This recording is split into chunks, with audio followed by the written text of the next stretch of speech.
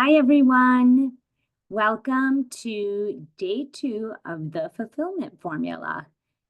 We are on a journey to learn how to achieve with ease. So I put a play sheet for today in the chat so you could get it from there or obviously from the emails I've been sending. But as a reminder, what we're focused on is talking about mindset and energy principles to make sure you're feeling motivated from within, as well as start creating a structure to fuel your next steps so you can flow through your days. So as a reminder, yesterday we took some time to identify priorities for you in your life at this point in your life. And when you do that, it'll help you know where to channel your energy and not let that negative self-talk get in the way. And today we're going to dive deeper into the energy behind what drains you and then what you need to embrace instead so that you can move forward in a really intentional way. As a reminder as well, ultimately what we want to do is shift you from what might be or feel like a mindset of force to one of flow. Because when you're in alignment with who you are, you start to move toward your deepest desires with daily actions that actually feel exciting. And ultimately, I feel like that's how you get results while feeling fulfilled. We want both for you, right? Not just the results. So today, specifically, we're going to explore what could be at the root of what's holding you back. So we're getting to the root cause. We're going to better understand and honor the season of life you're in. And that's going to be really helpful as you move forward. And we're going to learn and embrace information to help you thrive in your season of life. And what I hope you'll find is that with less resistance of what's happening in your life, you actually experience more movement. So, in fact, when you understand what season of life you're in, we start to show you how to create a better path forward. And when you have that better path forward, you're actually creating lasting success, not just these mini moments of achievement. So as another reminder, yesterday, what we discussed is how you might be feeling a little bit out of alignment and even experiencing burnout based on how you're approaching your goals. And it could be in general, right? Even how you're going through your day. And some of you said that you had a hard time setting goals, or I also heard that you can set goals and follow through on them, but you might feel a little anxious going through your day. And then if many of us, I think, could all relate that sometimes we felt calm and directed in our day-to-day, and other times we could have felt anxious and a little bit even unmotivated going for our goals or even in our day-to-day life. So just some reminders of how we might be showing up. And I wanted to share these two images, and I know I'm oversimplifying it here, but I thought this could capture either that side of you that feels like, okay, I'm going to be going through my goals and through my day, and I'm feeling excited and focused and self-directed. Don't we all feel like that person on the left jumping over the mountains? On occasion, I think we do. We're really on purpose. And then we have that version of us on the right, where we're feeling a little anxious and stressed and maybe have those racing thoughts. And like I just said, I think we could show up differently in different situations. So I am curious if any new insights were coming up for you about why you might be either feeling that focused, self-directed version of yourself or that anxious side of yourself. In other words, what thoughts come up for you in particular when you're considering your goals or ideal results you'd like to have? Or if you go back to what we did specifically yesterday, when we were looking at your wheel of life and you started thinking about what areas of your life you wanted to work on. Just start thinking about, okay, what do I tell myself that holds me back from taking action? And then even consider if there's certain areas of your life where you're not as worried or stressed, meaning you're more focused, calm, directed. Consider why. Maybe in your professional life, you're more anxious, but then personally, you're really good about taking care of your health, or vice versa. So I am going to ask if anyone wants to share their insights in a minute, but I just thought I'd share a little bit about what I noticed. Again, I feel like I've been both ways.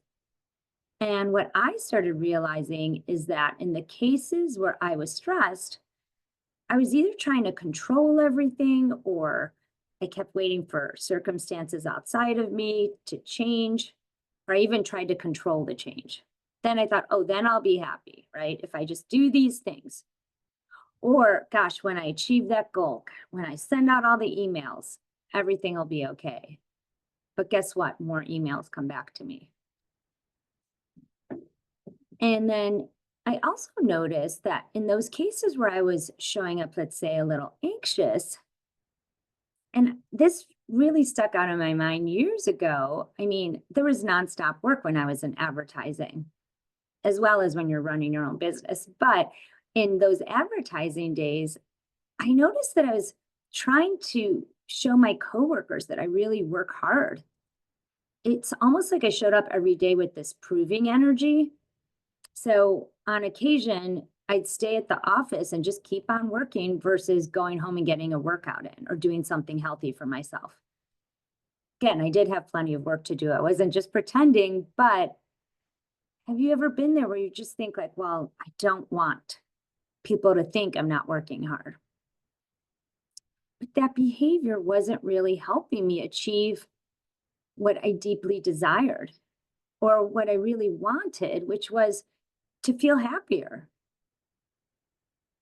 So, with all that in mind, I know that we may have been conditioned to think that we should be a certain way, right? Very focused, hardworking to get results. But ask yourself, how can you really achieve anything or your goals given those associated feelings of that behavior, right? That proving energy behavior led me to feeling anxious and exhausted. So, how's that really helping me big picture? So I'd love to dig deeper with all of you and understand or just hear about any thoughts that might be coming up for you as you think about how you go through your day and why. Why either are you taking that action, or I should say not taking the action you know that could serve you. I'm going to stop the share just to see if anything's coming up for you based on what we talked about. And there's no right or wrong answer. I am just curious, like, Rosie, actually, when you were talking about proving energy, I was out sick yesterday, and so I have we're a staff of 4, right? For those that don't know me, I'm Liz. I manage 3 women younger than me, and I always feel like I have to be on 150% of the time because like I'm setting the example, and that's I was sick yesterday, and I was like, now I have to. How do I make up for it? Like, you were sick, like it's okay, but navigating that was coming up for me. wow, Liz, it sounds like you're a human being getting sick and taking time off. And I don't know if you noticed that so many of you were nodding along, right? Like, yeah, I've been there. And this is that side of us, that the story you're telling yourself. I need to set the example. If I don't, I'm wondering if you're also projecting days out, like, oh man, what if they just call in sick? What if, what if, what if? It can be a lot, right? It can feel like a lot of pressure. Thank you for sharing that. Anyone else notice why they might, I mean, I know I might not have called in sick for that very fear, right? That what that can mean. Any other stories or thoughts you're telling yourself about why you can't take action in a certain part of your life. Like, I know for a long time, I don't have time to work out or take care of myself. It might sound like an obvious one, but I know I've used it a lot until I got used to building in my workouts before I planned other things.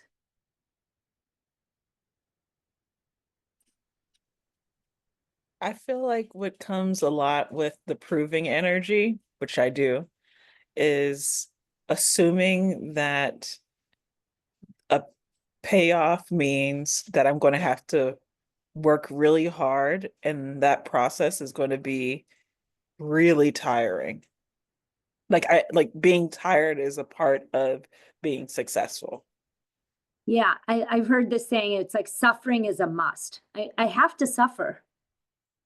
If I'm not, does it even count? And then you're said that that's not motivating, right? That you know you're going to be tired and you work hard.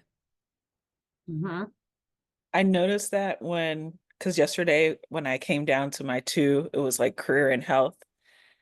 And I realized that I attribute a lot of, I don't want to say masculine energy, but like masculine energy to those two things, which automatically is tiring. The idea of having to chase money and to like chase a career, like it's immediately tiring to think about. So, how can I do those things in a way that kind of like preserves my energy? Yeah. So in other words, and just to use the language you're using, is integrate some feminine energy. Yeah. Because when we do that, that's when your whole self shows up and you do preserve your energy. So Yeah. this is exactly where we're going to be heading next. So thanks for sharing that. Yeah, it's exhausting, this linear going, doing, telling. And so I hope you're seeing these thoughts, right? Like another one I hear a lot is, I have to do it all myself. Because if I ask someone else to do it, they're not going to do it well. Or, then you have to fix it later. I also have heard, if I set my boundaries, I have to keep telling them, sharing them. And it's like we think we should be able to just say it one time and it should be heard. And that would be lovely. But the reality is it doesn't happen. So I know back in the day, I would then give up. I'd be like, well, forget it. Like, okay, that must mean I can't have that boundary. So just keep noticing any of these thoughts of like why you haven't taken the steps in your career you wanted to take. Is it, like you said, Shalvana, the masking, so it's just exhausting? Is it, another story? Is suffering's a must? I don't have time, like I said. I used to have one client tell me, I'm surprised by how people behave. Like, always surprised the way this person would, different people actually, who reported to her, how they didn't give her a heads up, let's say, or if they were going on vacation, or how she was a partner at a law firm, or at the time she was a little bit younger, but she's like how a partner would just call her and yell at her. So just continuing to expect people to be different is like just feeling surprised by it. The other one, before we move on, unless anyone else has any others, I've heard a lot is, and I don't know, Liz, if this falls in what you're saying, but it was, it's not exactly, but I was just thinking this, like, if you don't do X, Y, and Z, I'm constantly disappointing someone, my boss, my wife, my husband, my partner, my co-parent, my kids, my coworkers. I see some of you nodding. God forbid we disappoint someone, right? We need to always be on top of. So yeah, just keep noticing these stories that are coming up. Gwen, were you going to share something? I was just gonna say, what if I cannot what if I don't know why I'm not taking the action? It's not that I'm not exhausted and I don't know why I'm not taking the actions I know I need to take. Right. Well, I'm going to tell you in a little bit and we'll see, but thanks for, yes, there's a few things that could be going on, but that's what I hope to look at is like, what's at the root of this? And then from there, let's check in again. But all I know oftentimes is that a lot of these thoughts, and this could be part of it, Gwen, and feelings lead to people pleasing, always putting others first, thinking about them, or just not expressing our truths. I'm just going to stuff my truth down. And when we do that, that's one start to, I'm not going to take a certain action, because you're really draining yourself by people pleasing, putting energy into other people and holding back your truth. So with that, I'm going to share. I just want to make sure you could see these. So we're going to dive a little bit deeper, like I said, into what is holding you back. And the gist is that these reasons, stories we tell ourselves are symptoms of something deeper. And I want to share some of the root causes I think have been pretty typical of these stories. One is we might be honoring other people's definition of success, which we talked a little bit about yesterday, right? Like if I'm not doing something a certain way, what will people think of me? It could be coming from childhood trauma or a little t trauma even if you didn't have something major happen, we might all have little t trauma and your inner child is acting out. It could be nervous system dysregulation. So if you're not taking care of yourself or honoring yourself for what you need at the most basic physical level, or even beyond that, spiritually, mentally, and emotionally, your nervous system could be dysregulated and it doesn't even know how to show up. It could be past conditioning from our original family. It could be a lower sense of self-worth in some cases. And I know many people, high achievers, and many of you are confident people, but there could be still some deep-rooted sense of self-worth we want to look at. Could be that we're not pausing to process what's happening, so we're not integrating our learnings. If you're go, go, go, do, you're not even giving yourself a second to notice what's really happening or process your experiences. And it could also just be our daily routines and tasks that we're used to doing might leverage certain qualities more often out of habit or association. And it's these qualities that ultimately exhaust us or versus energize us. And by that, I mean some of these qualities could be the masculine energy, like we've been taught to show up a certain way. Or we're not conscious about our patterns, right? We're just doing and letting these patterns take over. So just to get more specific and allude to a little bit about what Shalana was mentioning is if we're overdoing, there could be a few reasons of why this is happening. It really is based on society's definition of success, especially in America's like, we should be productive. And that's a hard habit to break if you've been used to doing that. And in many cultures, including I think here in America, it shows how our masculine is valued over our feminine and who we're being, right? Feminine energy is about who you're being. Masculine is about what you do. Maybe you're not trusting yourself enough. Or if we're being really honest, maybe you're not loving yourself enough. And all this could stem from beliefs or even wounds we experienced in childhood. So just think about it. Someone who trusts and loves themselves, they would set boundaries with conviction, right? They would make time for self-care. And they accept that things won't get done perfectly and still trust that everything would still be okay. And you would do things, activities that align with your values and your purpose. You'd feel really safe sharing your truth and allowing to share your feelings and just be really clear on what you want. So that's what would be amazing. So again, you're probably hearing this and saying, okay, I know, but why can't we just change? Right? Like you're hearing this and saying, well, you've done coaching and you read books or listened to podcasts or seen therapists. You've probably seen progress, which is great.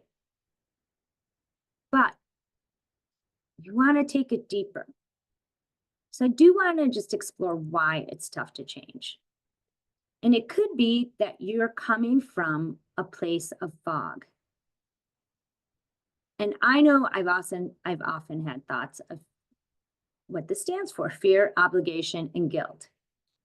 Those tend to be my first and automatic reactions. Now, this might not be in every area of your life, but it's where you're feeling blocks. So a lot of times back in the day, my thoughts revolved around fear. In other words, I can't find a solution. Maybe I wasn't smart enough for a certain situation. Or when it came to obligation, I would think, oh, I need to take a certain step because it was expected of me.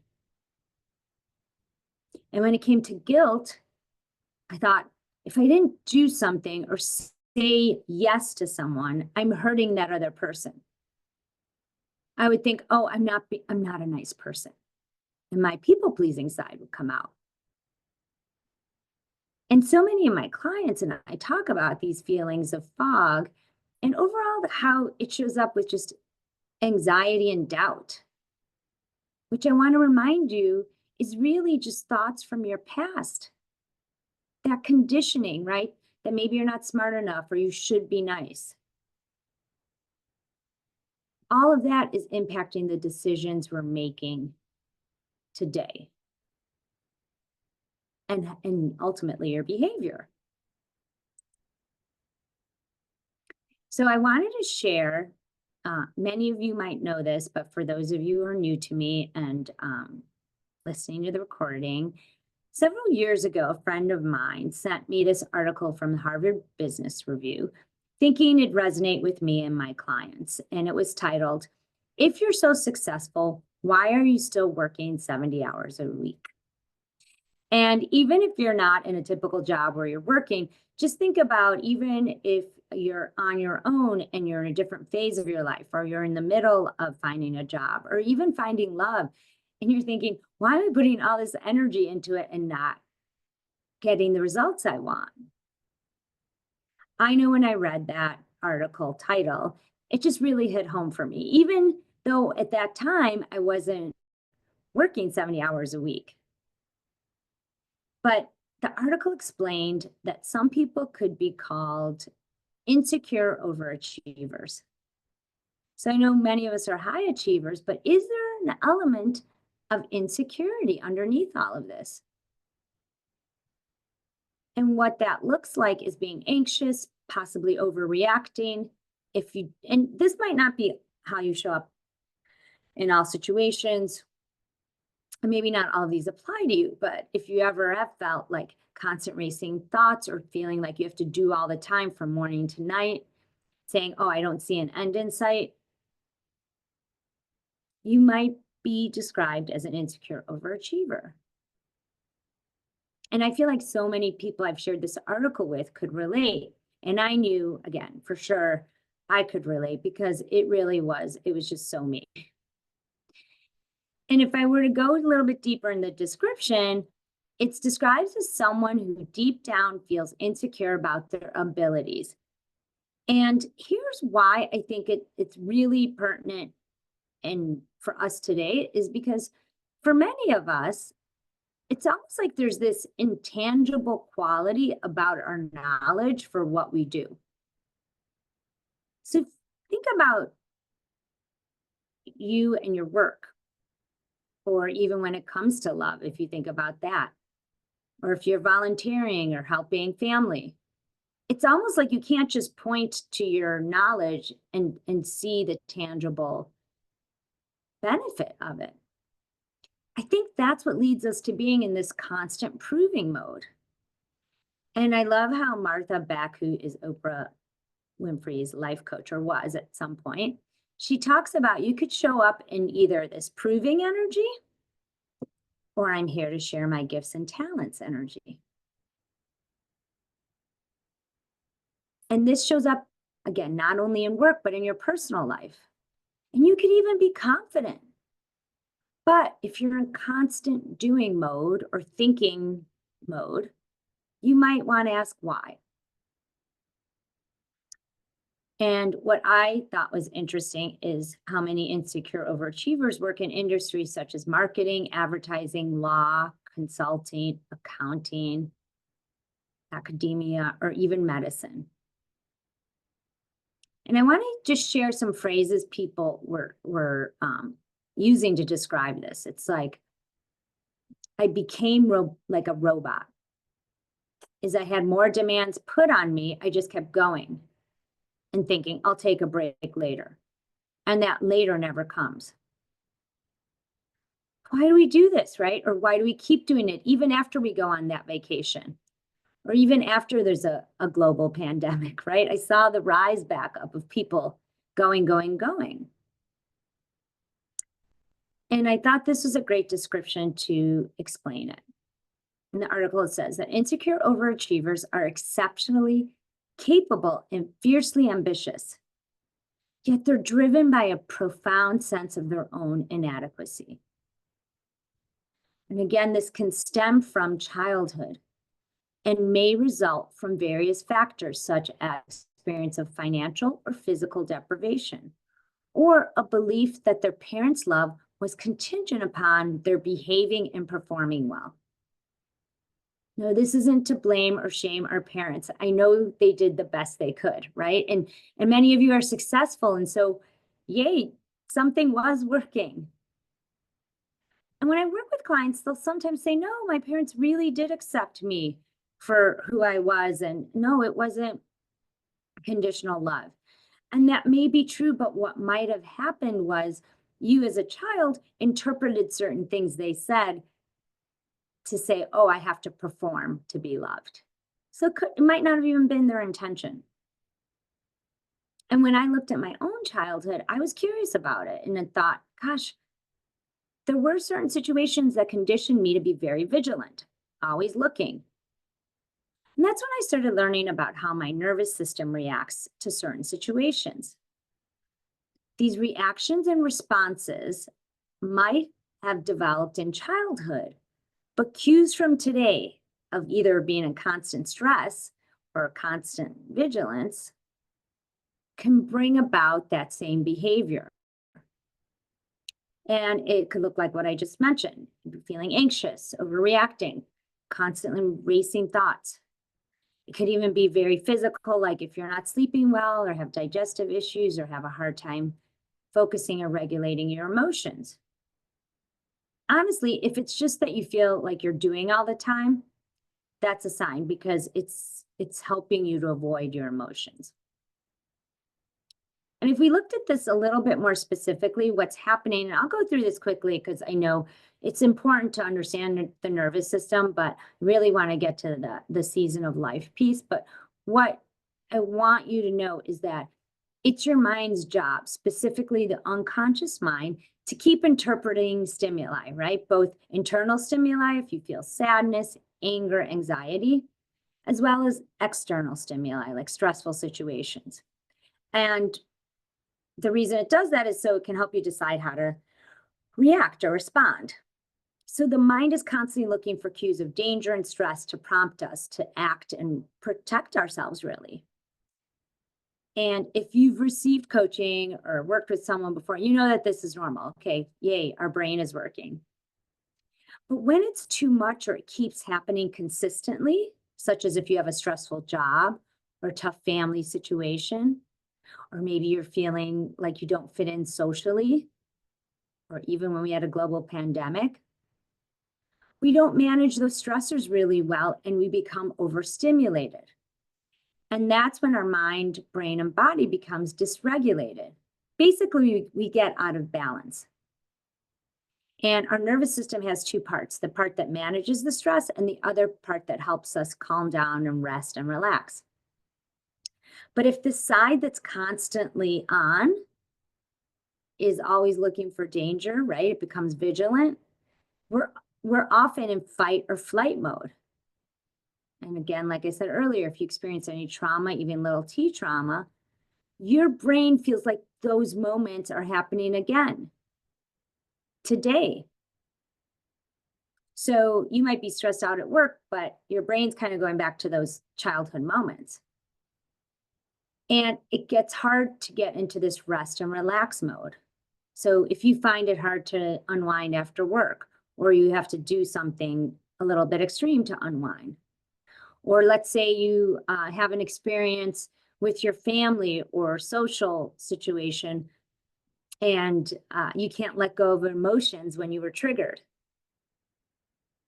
Those are just signs that you might have a little bit of a dysregulated nervous system.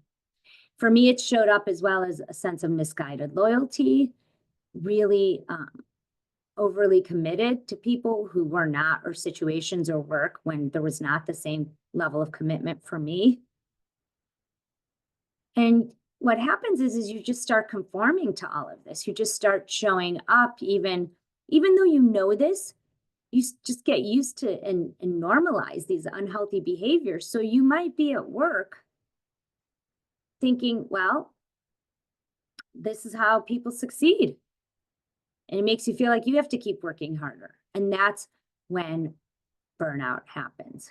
Or what I think is interesting is I've seen people get to leadership levels and you'd think they would change this pattern, but instead they're unconsciously repeating the patterns they learned. And they keep thinking you have to work harder and harder to make that money or to be successful. So I wanted to break this cycle, and I knew I needed to come up with another way to show up. And I had a choice of how I showed up in life. So I decided it'd be in my sharing my gifts and talents energy versus my proving myself energy. Now I know that's easier said than done. But knowing I wanted things to be different for me and then also for my clients, I started laying out what could be helpful. At the simplest level, it's about going within, getting clear. And then I stopped acting in certain ways based on what others thought I should do. But again, you really need to understand yourself better and base your decisions on what's going on in your own life and how you can help yourself. I knew when I could do that, it would help me preserve my energy and channel it in the right places. And to me, that's what being in alignment is all about. When you align and connect with who you really are, your energy starts to shift and you can relax a little bit. And that's when you'll exude an unstoppable energy that's really magnetic to opportunities. And it's really inspiring to those around you. You start to attract people and situations that align with your deepest desires. You're not forcing it or strategizing. So this is where I would call in more of that feminine energy, right? You're receiving when you're in alignment in your truth. So again, I hope you can see that getting results isn't about following someone else's path. It's about embracing your authentic self and enjoying every step of the way on that journey. Now, how do we do this?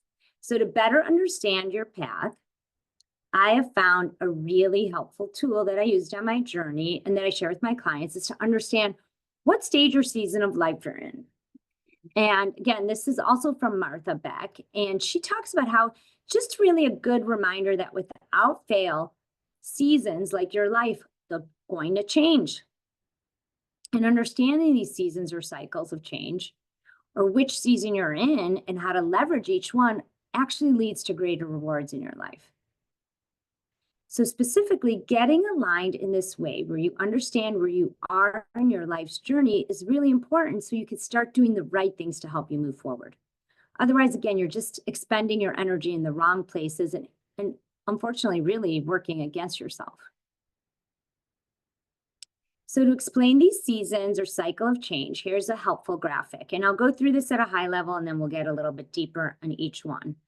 And if you've worked with me before, this is all in your Be Perfectly You playbook. So I'll tell you the page if you need it later, because I know we're going to probably go through this quickly, but I at least want you to have a reminder and an understanding of this.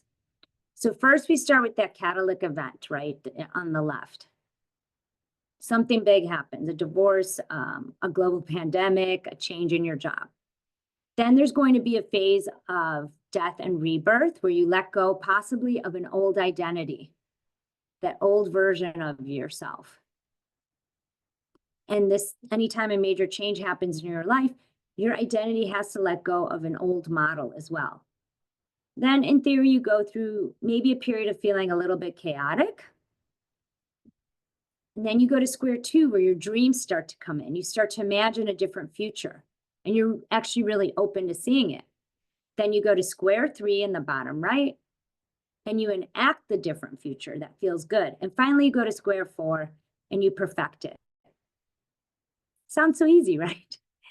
Then, of course, there's another wave of change that will come in and you'll do it all over again. And each time you go around and you go forward, you start to notice there's a rhythm to this change. And when I stopped fighting that, my whole life became what I say is more doable for the first time. So specifically, you're going to see on the, you see like a little bit of hot pink. That's the essence of each square. But I want you to start looking and as I go through all of this, recognizing where you are in this process. And here's the key, accepting it can be a great way to inform how you'd like to proceed. So you actually thrive in the moment versus fighting it, right? So again, I'm sharing a couple more images that explain these phases. And the first one is just going to be an overall flow of the seasons, like I shared, but we'll get a little bit deeper. And then we'll go through each season so you can understand how you could show up in your life. And again, you're going to go through these seasons over and over. Some of these seasons could take a couple months, some could take a couple years. In fact, when I got divorced, that was my catalytic event a while back. That led to my death and rebirth, and I started exploring dating and new career options. And for my career, I explored different options like interior design, owning a bakery, and becoming a coach. Then there was the dreaming and scheming phase. And that was going on for a while in those different areas until I landed on being a coach. And that's when I went into the heroine's journey, or that bottom right corner. I started my coaching courses, received my 2 certifications, and I'm like, that's it, I'm good. I'm going to quit my day job in 3 to 6 months. But this was during, it was 2007 when the recession hit. So I ended up staying in my day job for another 6 years, believe it or not. And every 6 months I would meet with my accountant to say, okay, what am I doing? So I finally leave my agency and I thought, that's it. I am full flight. I'm ready to go to square four. And it's like, I was at the top of the mountain and I saw the white flag and I thought, this is it. And that's when my father was diagnosed with ALS. So here I was, I'm like, gosh, it is not over. And this square in square three, if you feel like you might be there, that heroine's journey or hero's journey, you think this is much worse than I expected. And that's okay. And in a weird way, that's how I was feeling with my dad in our journey. It was a really tough time. My brother actually would say I was getting a PhD in coaching because I was using all of my tools to get through that. Then, unfortunately, lost my dad and obviously went through a grieving period, and I'm going through this part quickly. But I was ready to move on to square four. We saw that my mom was doing okay. The rest of us, our family was doing okay, supporting each other, and our lives started to settle. And I was going into 8 years of coaching at this point, and I had the weirdest feeling. I thought, people would say, how are you doing? And I'm like, I don't know. I feel very uncomfortable because I'm not stressed out. I have one job. My family's healthy. I enjoy my friends. I get to work out. This is a very unusual feeling for me. And it was because life was finally flowing and moving forward, and it felt really good. So I want you to become aware of, you can even, after our call is over here, rewind and look at the different phases of your life. Have you been in that full flight and not enjoyed it or not made the most of it? That's what I really, and of course I want you to understand where you are now, but sometimes we have to rewind to understand where you've been so you could see where you are now. And I want to clarify, even though you could see arrows moving clockwise, it's not that easy, right? Sometimes you have to move a couple steps back, then you come back to the square you're in, but that's okay. That's how we make progress. So I'll walk through this, like I said, in a little bit more detail, and just keep asking yourself, what phase am I in? And what are you noticing, if anything, about the goals you set? Okay, are they the right goals? Do they align with the phase you're in?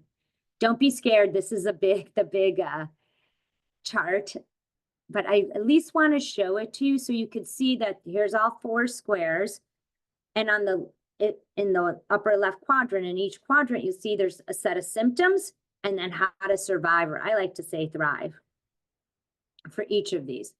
And we're going to go through them in detail, but as you review the symptoms, think about, again, what season are you in? Are my goals in alignment with this season? That's going to be really helpful. So square 1, death and rebirth.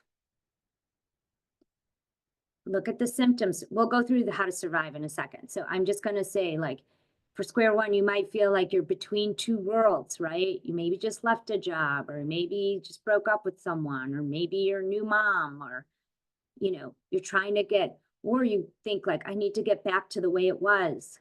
You might feel a little confused. Give you a second to read the symptoms, and then we'll move on.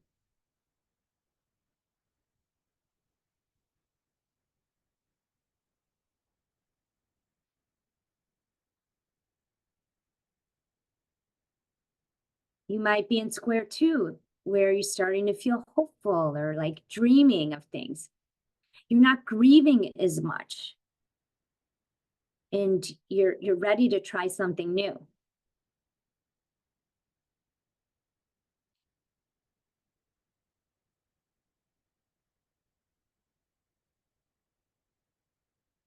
Maybe you're in square 3, where there's like a big goal in front of you, and you're kind of impatient to start making it all happen. And you really want to be practical and hands-on. This one's a tricky one. We'll dive into this, why this is tricky for high achievers. Maybe you're in square 4, where you finally think, your dreams are coming true, and you only need slight changes here, right? You don't have to make big changes. Like I said, when I was going through I was 8 years into coaching, sorry, and I was feeling like, this worked.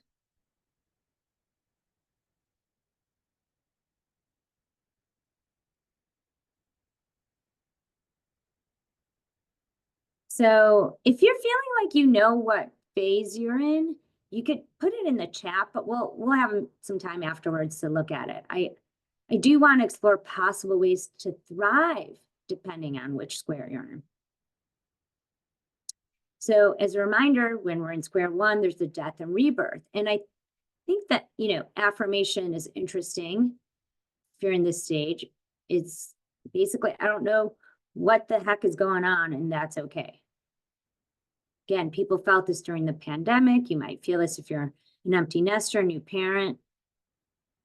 Maybe if you're looking for that new job. It could even be where you're not going to go for that new job for a while, but it's on the horizon. So if you're in this stage right now, could you be okay with the ambiguity here? Could you be okay with not having all the answers? I know this is easier said than done, but just notice what's coming up for you.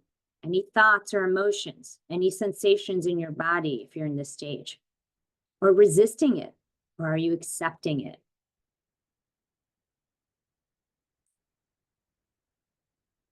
If you are in square 2 or in dreaming and scheming, you might start feeling, like I said earlier, hopeful, and you might need to let go of something here, a certain identity or belief as you move into this phase.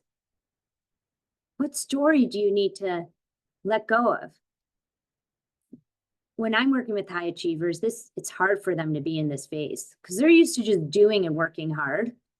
So let's say you need to explore career options, for example. That takes patience and trust. Let's say you want to be dating. You want the answers right away, usually. So if you don't accept this, you end up working against yourself. And let's say if you're in a career search, that could look like sending your resume out to a bunch of places, but not taking the time to really explore what you like or what you want to do. But if you could be relaxed into this phase, you could probably actually make more progress. I know for me, I took the time to do a lot of courses in this phase. And that really helped me to open up my path to unfold. I was taking interior design classes and actually was doing pretty well in them. But then I realized it wasn't right for me. I kept hearing the professors say like, oh, for this assignment, you need this design magazine, or yeah, you should watch this show, remake show, right? Home remake show to finish up this project. And then I realized just because I could draw and be creative, that did not mean I should be an interior designer, because I didn't watch any of those shows. So I'm really grateful I took the time to understand what was exciting for me. And it actually helped me to let go of those thoughts. And I don't have any regrets now, wondering, gosh, what if I would have pursued that further? So really invite you to do that. Again, whether this is personal or professional and you're in this phase. And then we have square 3, which it could be tough, right, as a high achiever to be here, because even though you're a hard worker and you might be used to overfunctioning, and the affirmation here is, this is much worse than I expected, and that's okay. But I think if you could be aware that you're in this section, you could lean into it.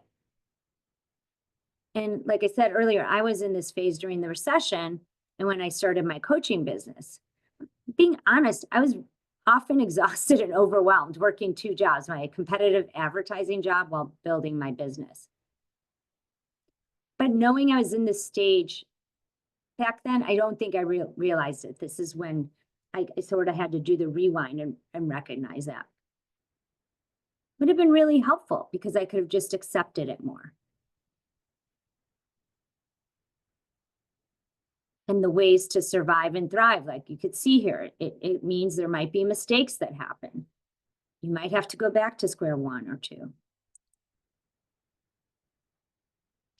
Now, if you're in this phase, it can actually be a bit uncomfortable, like I said, for high achievers.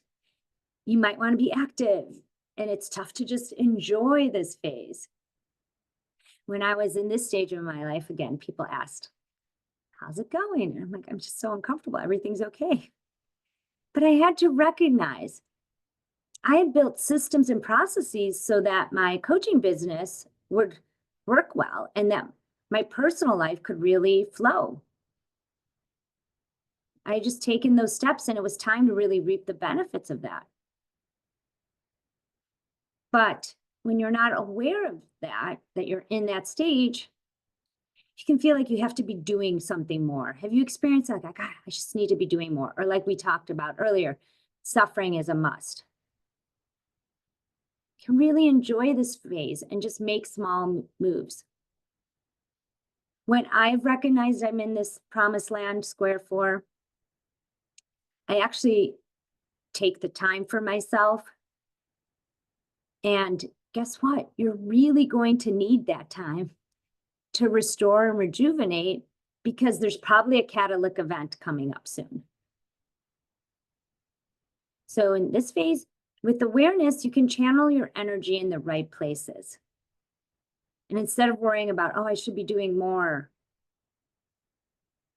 you can be putting your time and energy and effort into building yourself up.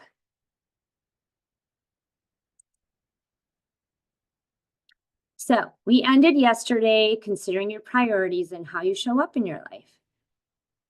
Today, we're exploring how you want to feel and who you want to be. If it's that calm, directed, and focused version, I hope you can see how accepting where you are in life can really support you. So to create a path forward that fits your life and allows you to be more intentional, I want to just quickly recap what we covered. It's important to understand your life seasons, right? Acknowledging that your goals and strategies should evolve as you do. It's important to release outdated expectations. You need to let go of what no longer serves you, whether it's an identity or the thoughts and patterns associated with it, so you can make room for growth. And it's really important to embrace the present. So by aligning your actions with your current needs and desires, then you can be more genuinely fulfilled.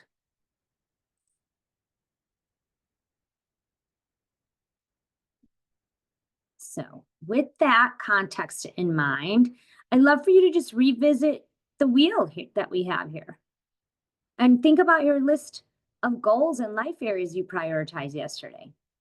Are there any insights coming up as you review the list or the life plan matrix?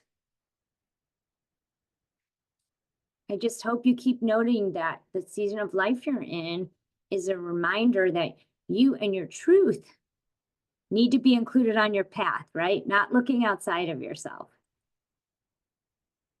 So with that, I am curious, is anyone noticing anything about, I know this is deep and there's a lot and you might need more time to process, but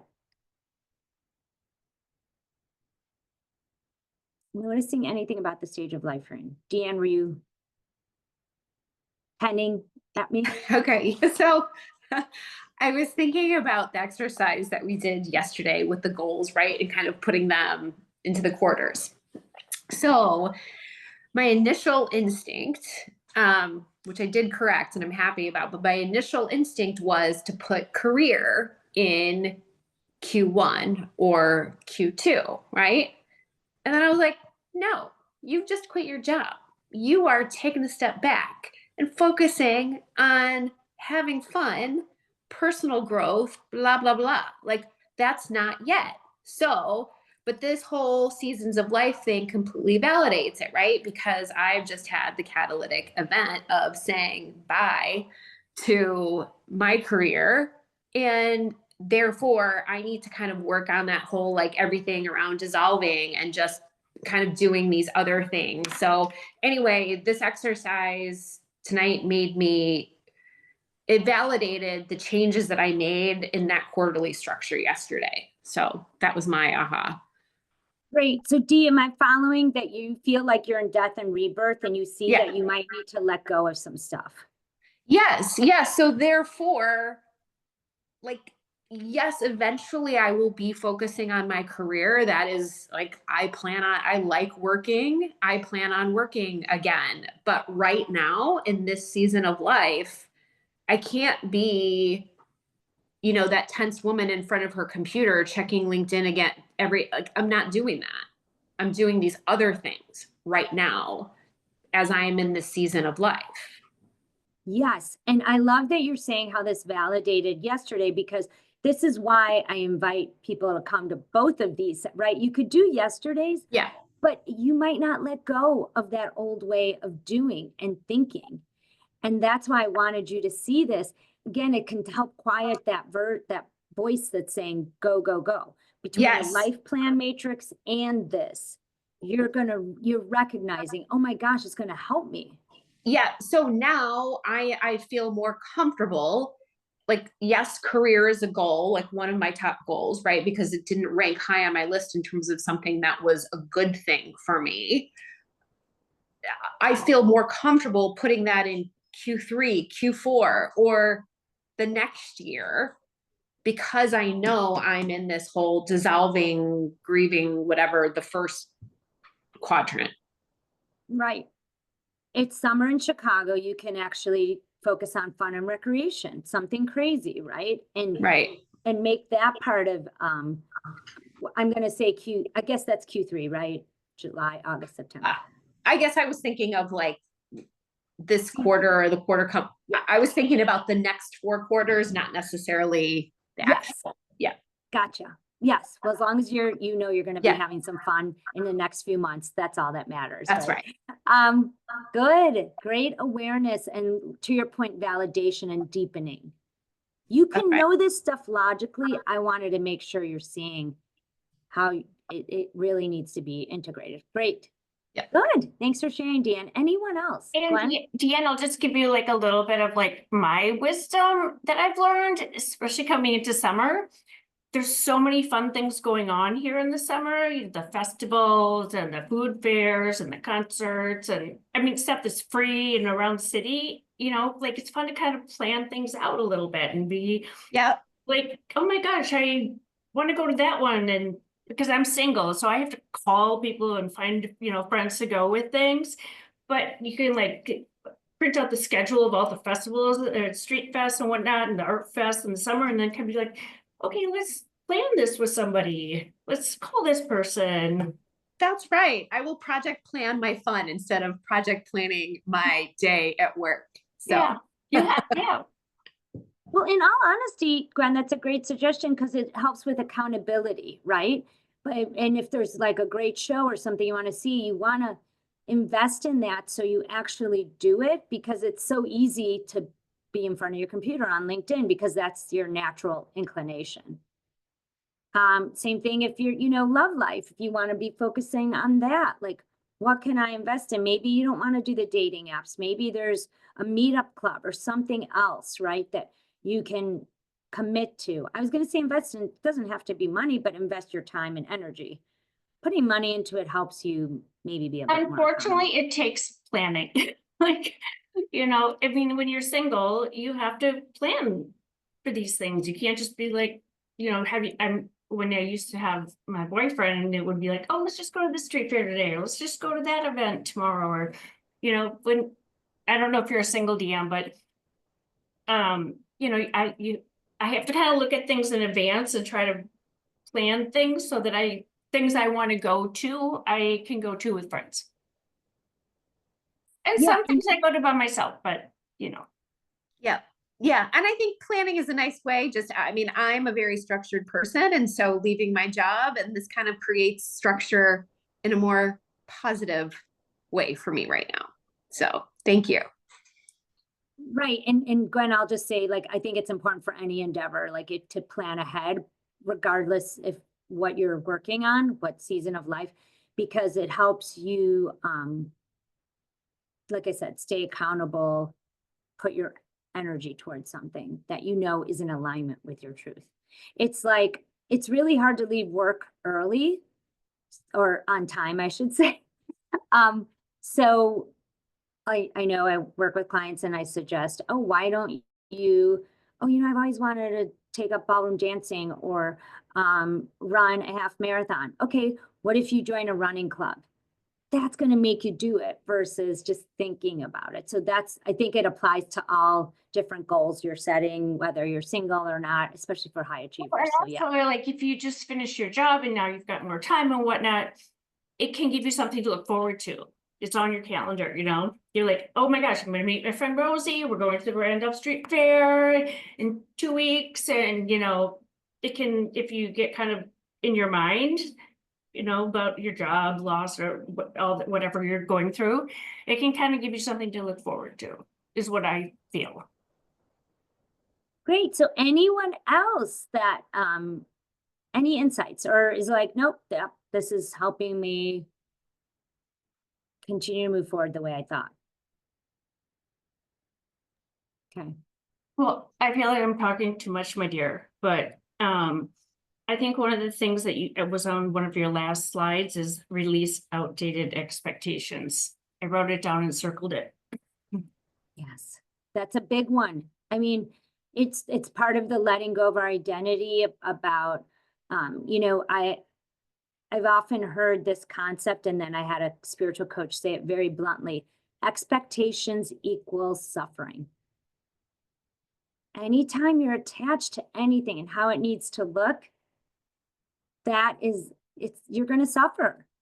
And the more I go through my day to day, I don't realize how much I have expectations of myself, of others. And we'll talk more about that in the next couple sessions. So yeah, that's a good one. All right. Thank you for staying longer. We're about to wrap up here. So I want to make sure that we keep going here, but yeah, I just want to make sure you're not working against yourself, and you could see that you need to give yourself some space to explore where you are in your life. And when I'm working with clients, we could go deeper in this. Like I said, if you've worked with me, you can look at the ways to thrive in your playbook. But just hope you can recognize that where you are and being in acceptance around it, it can be really powerful. Thank you, Rosie. Oh, sure. I'm just gonna wrap this up here in a couple more slides. So if we go back to our map, and this is the last thing I wanted to share, because I think it's helpful to see where we are in our journey from going from this place of like kind of a harried lifestyle to, you know, chasing what you think you want or wondering what you want. It's important to really to get to know yourself.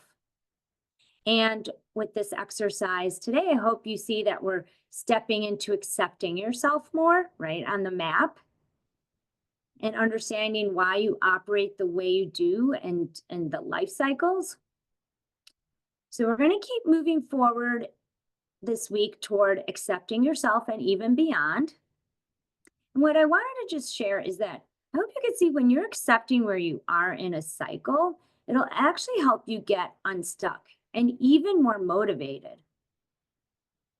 And the other thing I want to share is accepting yourself is so important because it allows you to show up as your true self. And you're not going to be people pleasing as much, right? You're more likely to express your truth. And the additional benefit is you begin to accept others as they are. It's like a bonus because you're kinder to yourself, you're going to be less judgmental of others. And then lastly, you know, just knowing yourself isn't enough to make the bigger shifts in your life, right? You need to keep moving forward to accepting yourself. And like I said, the rest of this week, we'll look at more of that as well as honoring yourself. And I know this can be a lot of information to take in. So I do want to just invite you to set up a call if you want to process this a bit more. And I'll put a link in the recap email tonight so you could get schedule something with me if you want. We could just talk about how to connect these dots and all of this information. I know I was going through some of it quickly, but I just wanted to at least share this and show you that you can create a path that's right for you and one that actually feels good. As for tomorrow, we are going to begin clarifying a vision for your life by connecting with your higher self. And it's an exercise people really seem to love. So I'm excited to share that with you. So that is it for today. Again, thank you for staying on. So good to be with all of you. Any questions before we wrap up? Again, I know there's a lot, and obviously there'll be time the rest of this week for questions. Thanks, Rosie. Thank you all. I'll stop recording.